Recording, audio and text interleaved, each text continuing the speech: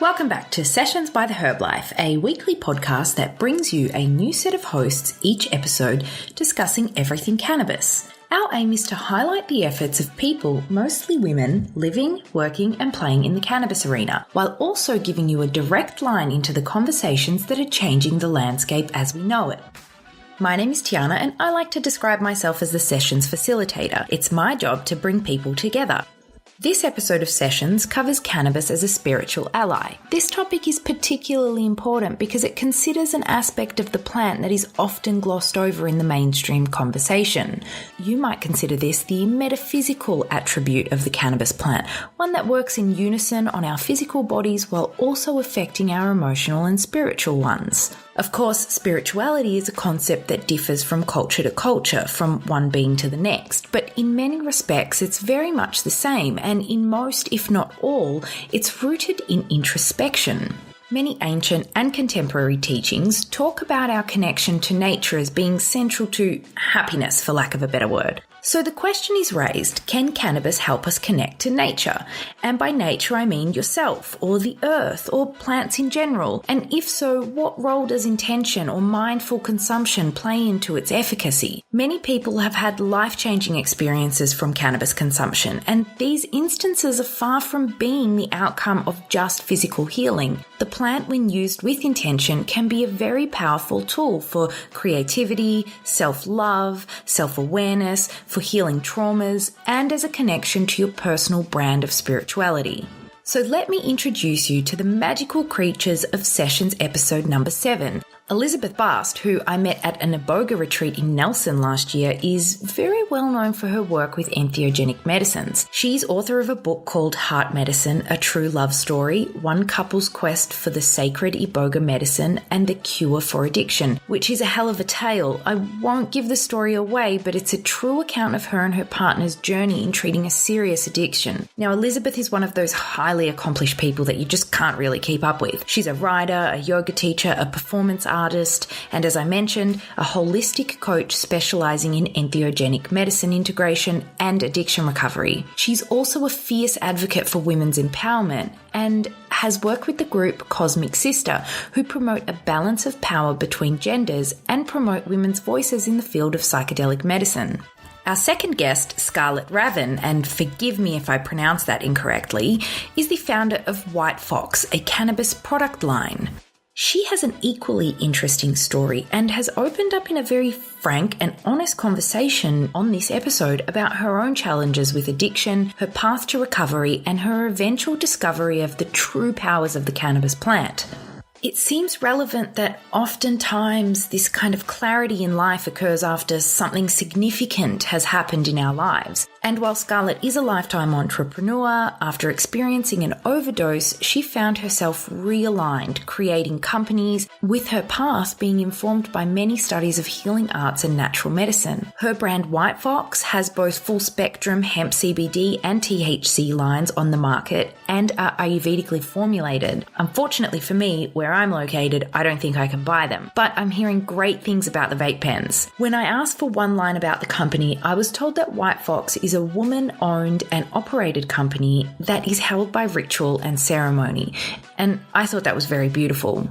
To my deep disappointment, we actually had some technical issues recording this session, and part of Elizabeth's recording was cut short. Now, it was just a few minutes, so I decided to allow Scarlett a monologue of sorts. So don't be alarmed when my voice pops back up to alert you to this. I also had to think about it, and I'm okay with airing this episode, fractured as it may be, in homage to the cannabis spirit, who sometimes guides us in ways we don't always understand. Before we go any further, Sessions is made possible by the help of our sponsors. Rainmaker, that is RNMKR, is Canada's leading cannabis communications agency, known for providing narrative creation, media relations, brand strategy, and advisory services to the most prominent brands in North America and overseas. Are you thinking of growing your own cannabis? Well, grow organically with Sonoma Seeds. You'll find the best cannabis strains from around the world at sonomaseeds.com. Hemper. It's the best 420 subscription service and online head shop. Their experts hand-pick 10 items every month to pack into your Hemper box, delivering $100 of value for only $29.99 right to your door. All boxes are shipped in plain packaging since Hemper values your privacy as much as their own. Visit hemper.co for more info. As usual, we're giving away some great Herblife gifts, like 2 copies of Volume 2 of the Herblife magazine, which is also available on the website for purchase. All you have to do is leave us a review on whatever platform you use to listen to sessions, and you'll also go into the draw to win our grand prize, Pax Vaporizer, at the end of the season. Remember to leave your Instagram or Twitter handle so that we can contact you if you win. For more great Herblife content, make sure you check us out online at theherblifestyle.com and follow us on whichever social channels we have in common. And now, without further ado, Elizabeth and Scarlett.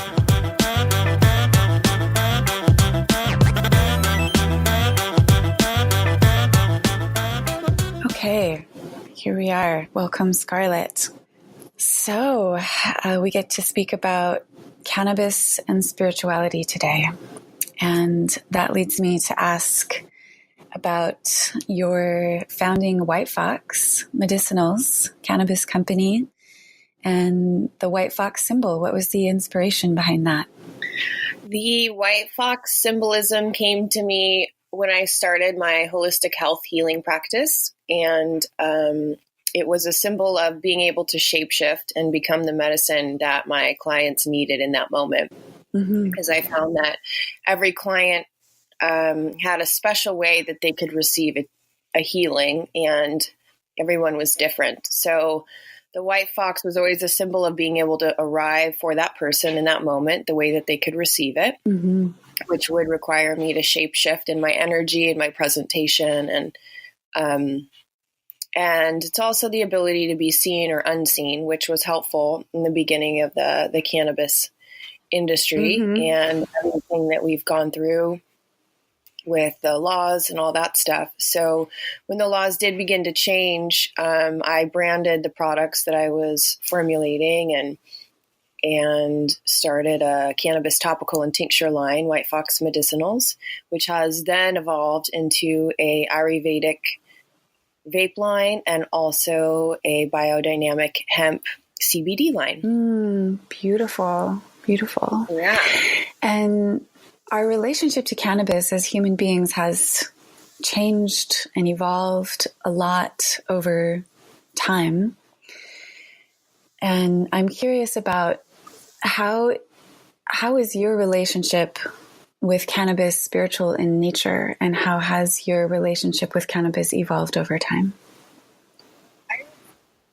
I would say as a kid, when I started smoking her, around 11 or 12, I was not aware of all of her magical capabilities, but she was definitely helping me with PTSD. And I've always been a super sensitive individual. So until I really learned how to kind of maneuver through my energetic sensitivities, she was an excellent buffer for me, and to be in a world that lives mostly in the 3D when I was always living mostly in the 5D.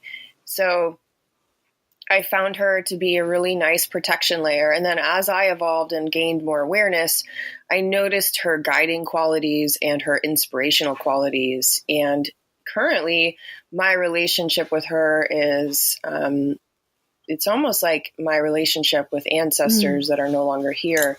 She's a guide for me, and she inspires downloads. She inspires creative explosions inside of my company. She works as a protective guide, works as a connector, works as a community builder. She's also inspiring the ancient feminine to be forward and strong. I feel like as women, what we're going through right now today in this day and age of coming into our own and being free spirits and being seen for the powerhouses that we are, she's in the same boat, and she's been held back as well, and she's been forced down as well, and she's been restricted as well. So I feel like we're kind of compassionately holding hands with one another and walking through this world into our greatest power together. Oh, amen. I love it. I have chills. That's so beautiful. That parallel between the journey of cannabis and the journey of women. She's always been there. People sometimes don't realize our history with cannabis as one of the oldest medicines of humanity, perhaps the first plant medicine.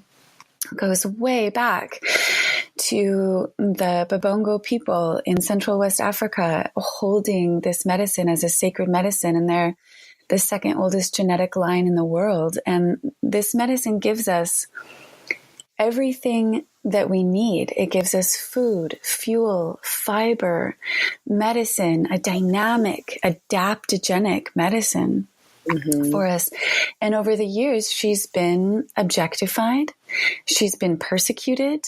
She's been feared over the patriarchy. She's been really held down in her gifts. And all she wants to do, I feel like from my relationship with her, all she wants to do is be this beautiful, generous, opulent mother and lover as well. Yeah. And it's just a matter of, can we see her like that? I sense all the abilities that you're talking about that she can give. She can also be, she can be this lovely distraction. She can be soothing. She can numb when we need to be numbed. But when we're willing to really listen very closely, she offers great spiritual teachings. She helps us learn the art of being human beings, how to make communities, how to be in right relationship with each other. Like if we're willing to not just use her for her body, if her substance, her material, if we're willing to look deeper and see her spirit, she offers so much more. And my question to you is, what are the ways that you look deeper with cannabis? Are there ritual ways of using her? What are your ways of interacting with her that allow you to gain more benefit from this spiritual contact? I have a couple of favorites, so that's a great question. I would say the two top favorites that I have is rolling a joint and being intentional while I'm rolling it and resting in gratitude. And then I have this super cosmic portal bathtub underneath my house. And I'll light Palo Santo or sage or another scent, just depending. And I'll clear the space and then I'll light my candles and I'll draw a bath and I'll put herbs in the bath. And then I will smoke her once the bath is full and lay there and feel her in a really sensitive way go through my system. And every time I've done this, it feels like a portal opens above me and I just get filled with downloads and ideas and future connections for my company and inspirations for the earth and all kinds of magical things. I've had experiences that almost feel like initiations into deeper levels of myself through that ritual. I always come upstairs after that, entirely new vibrational being. And I'd say cannabis and water baths are a really, really, really magical combination. I would agree with that. Rose petals in the bath is a great enhancer. She loves Rose. I think Rose and cannabis are great friends. Yeah, that's true. You taught me that actually. And then sex, when I am, whether it's with myself and I'm having a night getting deeper into my own sensuality, or I'm with a partner, I find that being lifted with cannabis and being in a sexual state is super transcendent and extremely connecting. One of my pathways in my life is being more vulnerable in sexuality and being more open and heart connected with my partner during those intimate moments. And I really find that the levity that she brings to the table, it makes it almost nonchalant rather than, something that I have to mentally work towards, but it allows my insecurities to melt away. It allows the inner child laughter to come forward. And then it sensitizes my system, which enhances all the sexual pleasures that I'm experiencing. Oh, I love that mention of sexuality as church, sexuality as sacred, as vehicle for awakening and presence, connection, transformation. Thank you for saying that.